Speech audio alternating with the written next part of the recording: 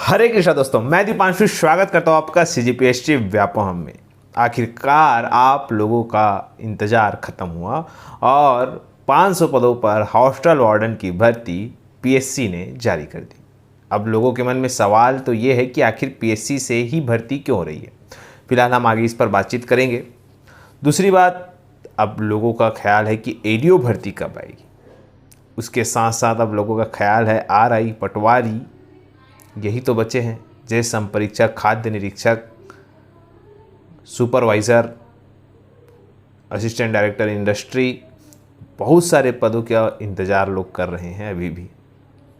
वो भी पद आएंगे, चिंता ना करें। बात तो ये है, अगर हम बात करें तो जैसा कि आपके स्क्रीन पर शो हो रहा होगा, इसे मैंने आप सभी को कुछ दिनों पहले ही बताया था कि 500 पदों पर बहुत जल्द एक भर्ती विज्ञापन जारी होगा। इसके पहले भी मैंने आपको बताया था कि छात्रावास के 500 पदों पर भर्ती होगी, 500 से अधिक पदों पर भर्ती होगी। और जो लगभग जुलाई के आसपास, पिछले साल के आसपास, जुलाई के आसपास, ये जो मैंने पदों की जानकारी दी थी आपको, हॉस्टल वार्डन के पद आएंगे। कंटिन्यू इस पर अपडेट हमें मिल रहे थे, लेकिन सवाल इस बात का है कि लोग इस पर विश्वास नहीं कर रहे थे। कह रहे थे कई लोग कि यहाँ पे सिर्फ पॉजिटिव न्यूज़ के नाम पर छात्रों को गुमराह किया जा रहा है।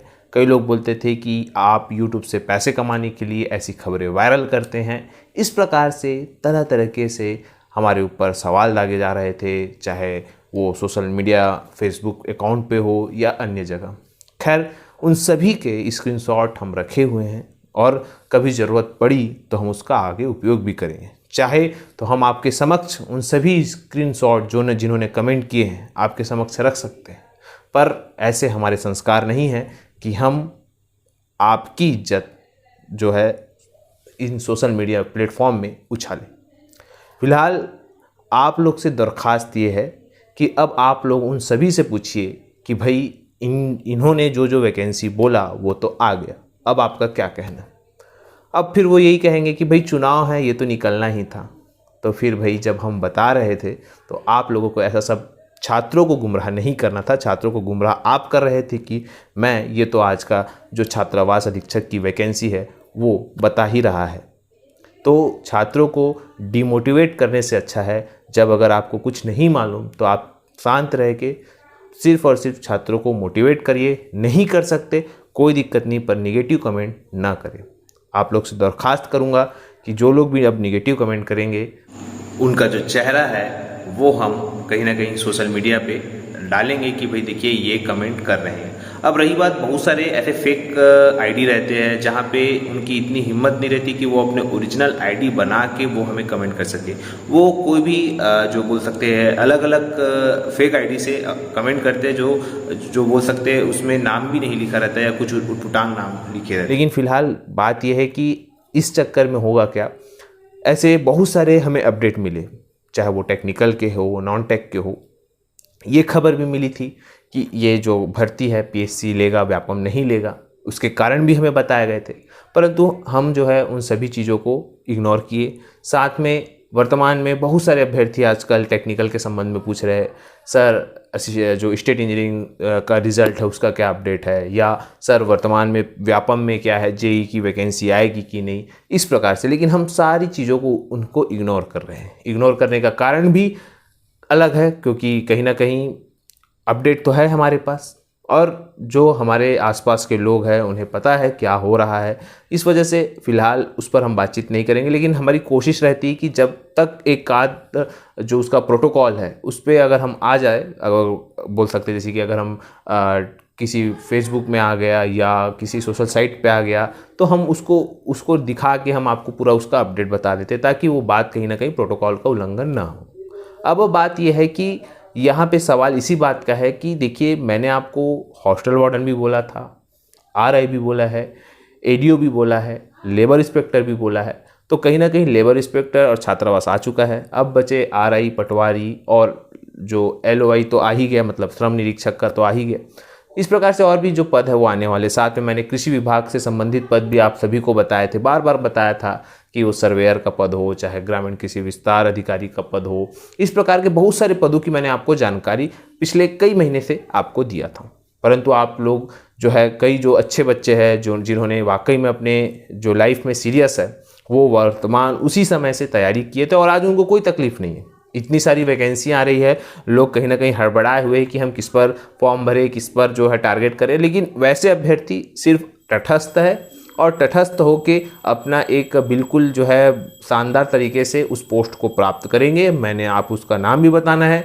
बिल्कुल आप लोग भी मेहनत करिए और अभी भी समय है कि आप लोग, ये मैं आपको फिर से बोल रहा हूँ, ये बात छोड़ के कि वो वैकेंसी कब आएगी, ये वैकेंसी कब आएगी, सवाल इस बात का है कि जब वो वैकेंसी आएगी तो क्या आपकी तैयारी उतनी है कि उस वैकेंसी को पार कर लिया जाए, क्या उसमें सिलेक्शन लिया जाए। पर समस्या इसी बात की कि आप लोग उस पर न पढ़ते हुए ये पढ़ते हैं कि वैकेंसियाँ कब आएगी। देखिए वैकेंसियाँ आएगी, जैसा कि आपके स्क्रीन पर शो हो रहा है। अगर हम बात करें कि छात्रावास अधीक्षक श्रेणी द पीएससी से हो रहा है। अब हम बात करते हैं पीएससी से क्यों हो रहा है, तो पीएससी से इसलिए हो रहा है क्योंकि जो व्यापम है वो अभी एंट्रेंस एग्जाम भी करा रहा है, साथ में व्यापम को स्वास्थ्य विभाग की भर्ती भी करनी है, इसके साथ साथ व्यापम को जो कृषि विभाग है उसकी भी भर्ती करनी है। इस प्रकार से व्यापम के पोर्टफोलियो में बहुत सारी भर्तियां विज्ञापन है। इसी वजह से कहीं ना कहीं व्यापम के पास जो विभाग है प्रस्ताव भेजने से हिचकिचाई इसलिए रही क्योंकि कहीं ना कहीं व्यापम के पास बहुत सारी भर्तियां हैं।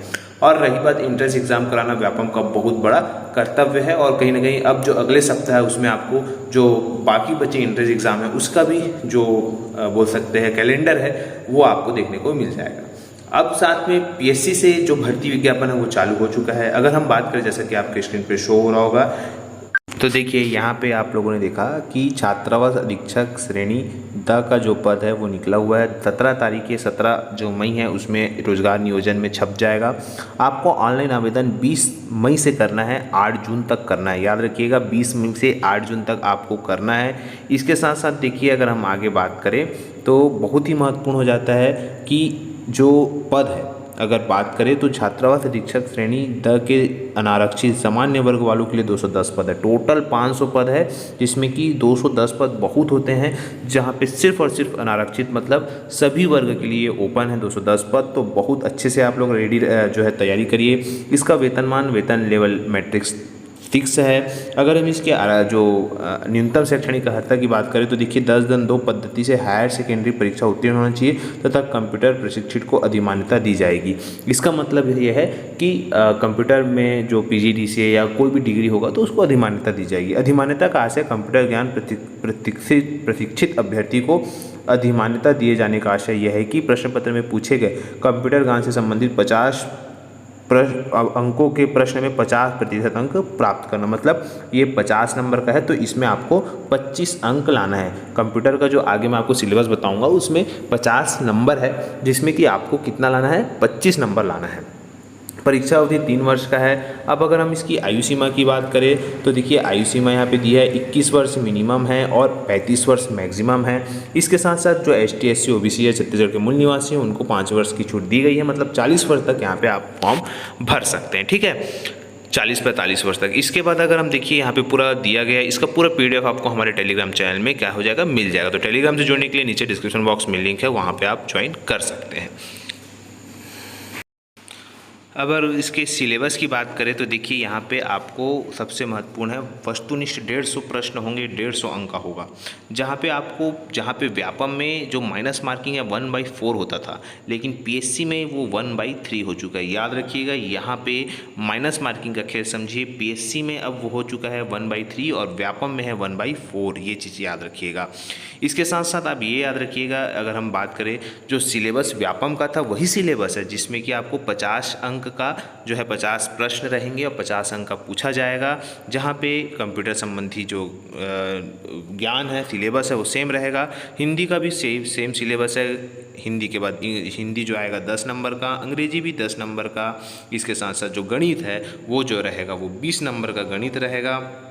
इसके साथ साथ देखिए यहाँ पे सामान्य ज्ञान जो है वो 15 अंक के होंगे। इसके साथ साथ जो समसामयिकी मतलब करंट अफेयर है वो आएगा 15 नंबर का। छत्तीसगढ़ से 20 नंबर का आएगा और ये जो नया सिलेबस है बाल मनोविज्ञान, ये आएंगे 10 प्रश्न। जो शिक्षक भर्ती में अभी है उनको बहुत फ़ायदा होगा, क्योंकि बाल मनोविज्ञान वो पढ़ते हैं, तो कहीं ना कहीं ये 150 प्रश्न यहाँ पे पूछे जाएंगे। ठीक है, इसके साथ साथ देखिए बहुत सारे अभ्यर्थी शिक्षक भर्ती के संबंध में पूछ रहे थे कि सर हम कौन सी बुक से पढ़े। तो देखिए ये जो बुक है सहायक शिक्षक भर्ती परीक्षा 2023 का है, जो कि बहुत ही मार्केट में अब जो है ये उपलब्ध हो चुका है। डॉक्टर गितेश कुमार अमरोहित के द्वारा लिखा गया बुक है ये अब मार्केट में आ चुकी है, तो आप लोग ले सकते हैं, जो पूर्णतः सिलेबस के अनुसार है। और अभी आपके पास इतना समय नहीं है कि आप डीप अध्ययन कर सके, और इस बुक में पूरे चीज़ों को समाहित किया गया है, जैसे हिंदी है या अंग्रेजी है, गणित और विज्ञान है, सारी चीज़ों को समावेश किया है। बहुत ही शानदार बुक है और सेलेक्टेड चीज़ों को जो है यहाँ पे समाहित किया गया है, इसलिए आप इस बुक को अगर आप चाहे तो ले सकते हैं।